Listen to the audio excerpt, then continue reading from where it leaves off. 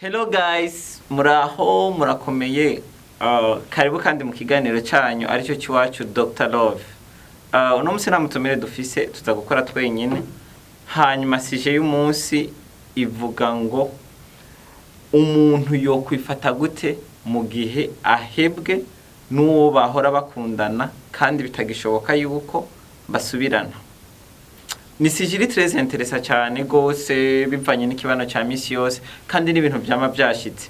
Guhebwa n'uwo warukunda ni kibazo cyamagishikira abantu bakundana, ariko nubwo bimeze uko urinze uhebwa n'uwo mwakundana umuntu akwiye kubyitwaramo gute. Iyi sije ije mu gihe twari tumaze imisi twumva hari inkuru nyinshi z'abantu bahebwe mbere bikanashika naho bagira iki biyahura. Nubwo biruko rero muri kino gihe hari inkuru nyinshi tumaze imisi twumva z'abantu bahebwa bakagira ko bakiyahura, ariko si bose iyo bahebwe baca biyahura.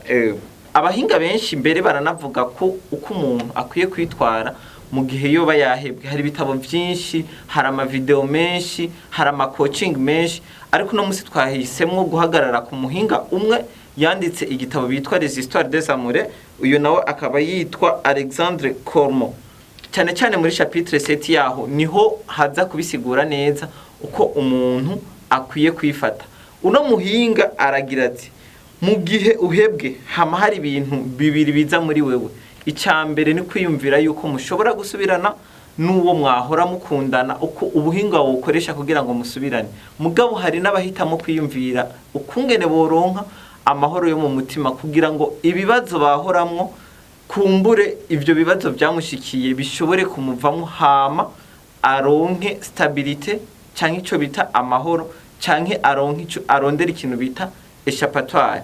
Hama we aratanga solution, aravuga ati peut-être urashobora kububuze umuntu mwoba mwari mwarapanganye imigambi, kumbura ushobora kwiyumvira ko ubutakaje kazoza kawe, kumbura ushobora kwiyumvira ko isi n'ijuru bikuguye ko udashobora no kuzoronka uwundi muntu agukunda nk'ujya wa mbere.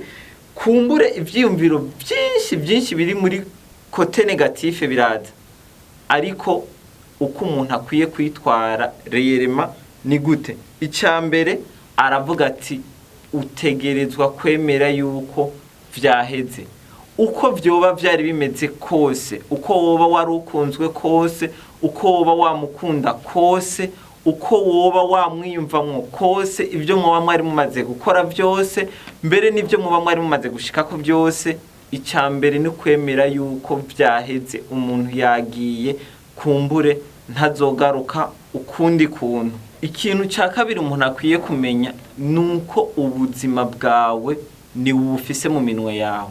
Uko vyoba bimeze kose, nimba wahebwe ntibihagarika ivyo wahora ukora, ntibihagarika imigambi yawe, ntibihagarika ivyiyumviro vyawe n'indoto zawe. Guhebwa n'ibintu bishika mu buzima bwa misi yose, ahubwo gusa uko umuntu akwiye kwiyumvira no kumenya nuko byashitse imigambi yawe itegerezwa kubandanya ije imbere. Icya gatatu avuga ngo nuguhindura ibiri muri wewe imbere.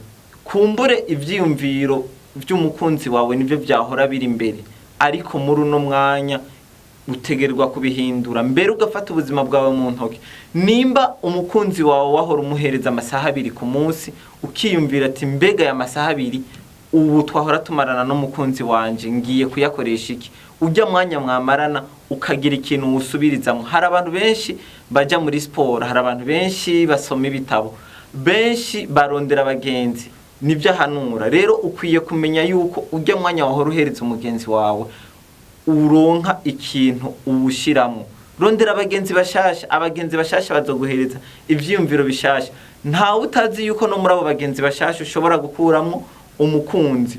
Fata umwanya wiyumvire kuco ukeneye, kora sport mu buzima bwawe bwa misi yose nubwo utahora uyikora, wiyadapte gukora ibindi bintu bishasha utarumenyereye. Icakane mu maravuga ngo imenyereze gutangura gufata ingendo uja ahantu kure. Ugufata ingendo biratuma umuntu yuguruka mu mutwe, mbere ugasanga ubuzima uri kuraryoherwa. Kumbere wari waramenyereye uryoherwa uri kumwe n'umukunzi wawe, ariko ubu imenyereze ikindi kintu gishasha, utangure gufata ingendo, utangure kuraba ahantu hatandukanye kumbura utari bwigenda ugendera, hanyuma niho uzobona yuko umunezero bishoboka ko ushobora kuwuronka uri wenyene utari kumwe n'uwo wahora wita yuko ukunda. Ibyo bizogufasha cyane kugira ngo usohoke muri iyo deception, uko guhebwa kwawe, kandi wumve kufise amahoro. Ubwa gatanu arongera akavuga ngo birashobora gushika mu gasubirana, ariko nubwo mwosubirana wumve yuko nibyanashika ko mushobora no gusubira kandi mugahebana. Uyo mukunzi wawe ntumushire hagati na hagati y'umunezero wawe, umva yuko n'umuntu ari ngaho onye kumbure ku munezero w'igihe kingana ukuwunye, ariko bishobora gushika kandi ukagira iki mugahebana. Rero nimwasubira guhebana, iyumvira ingene ushobora kwifata nkuko uba warifashe n'ubwa mbere, kugira ngo uyo muntu ntahavagira iki, ntuhava usanga wamuhebeye byose n'ubuzima bwawe bwose. Ubugira gatandatu aravuga ngo iyumvire ku makouple yawe ya mbere, kumbure muba mwarahebanye. Urashobora kuba warumaze guhebana n'abandi bantu benshi, arabahungu canke arabakobwa. Iyumvire ingene vyakugendekeye, iyumvire ingene waronse amahoro. Nimba naho ari rya mbere ubigiyemo ukabuhebwa irya mbere, iyumvire ku bantu woba warabonye boba barahebwe, mbega bavyitwayemo gute, mbega amahoro bayaronse gute, mbega ubuzima bwabo bwarahagaze. Kumbure bishobora kuguhereza icigwa ku kuntu nawe ukwiye kuzuritwara, kugira ngo ntuhava usanga washitse ku rwego rwo guhava usanga uri kuriyahura nk'izi nkuru tumaze iminsi twumva. Ubwindwi ni kumenya uko ugiye kubana nande n'uyo muntu mwahora muri kumwe mu rukundo, mbega wukora iki. Rimwe na rimwe iyo abantu bahebwe uriyumvira yuko umenga woja kuraba uwo wahora ukunda, kumbura ashobora kukubabarira, mbega ndashobora kumutelefona, mbega ndamubwira iki, ugasanga uriko wandika n'ama message adakenewe. Ariko menya neza na neza uko umwandikira, uko umutelefona, ibyo umubwira byose inyuma yuko yaguhevye bimutera uburibwe mu mutwe. Kubw'ivyo rero nubwo uba wumva yuko ukeneye kumubona canke umukeneye kumwumva canke ibyo byose wowe umukeneye, menya yuko uyu mwanya warangiye, hanyuma wihangane, hanyuma wiyumvire kuri wewe cyane cyane nuko ukwiye gutwara ubuzima bwawe, ubuhereze iyindi ntumbero shasha. Muri conclusion aravuga ngo kuhebwa birababaza cyane gose, kandi birababaza ukaba nkako birababaza ku bantu byo bimaze gushikira. Ariko aravuga ngo iyo uhebwe si umuhero w'isi, ahubwo agahanura cyane cyane abantu bari mu rukundo, akavuga ngo iyo uzi ko ukunda umuntu, gerageza uko ushobora kose ube umuntu adasubirizwa. Ubu umuntu adasubirizwa gute? Kumbure hariho abantu bari mu rukundo bafata urukundo ararejera, akavuga ngo hari ibintu dukora, ibikorwa dushobora gukora mu rukundo ata muntu numwe ashobora kuza abisubiriza. Nico gituma avuga ngo iyo ukunda umuntu muri kumwe mu rukundo, gerageza uko ushoboye kose umukorera ibintu ku buryo yuko ivyo bintu niyumvira no kuguheba akaja ku wundi muntu adashobora kumuhereza vya bintu wahora umuhereza directement acagaruka. Kubera kenshi iyo umuntu aguhevye akaja kurondera uwundi muntu, hama kabona yuko vya bindi wahora umuhereza adashobora kubironka kuri uwo wundi muntu, aragaruka uko bigenda kose.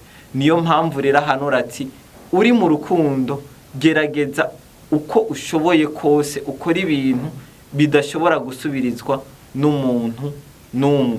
Uyo rero akaba yari uyu mwanditsi wacu rero yariko aradusigurira ukungene dukwiye kwitwara cyangwa umuntu akwiye kwitwara igihe yahebwe, muri iki gitabo ciwe citwa Les Histoires des Amoureux, inkuru z'abakundana.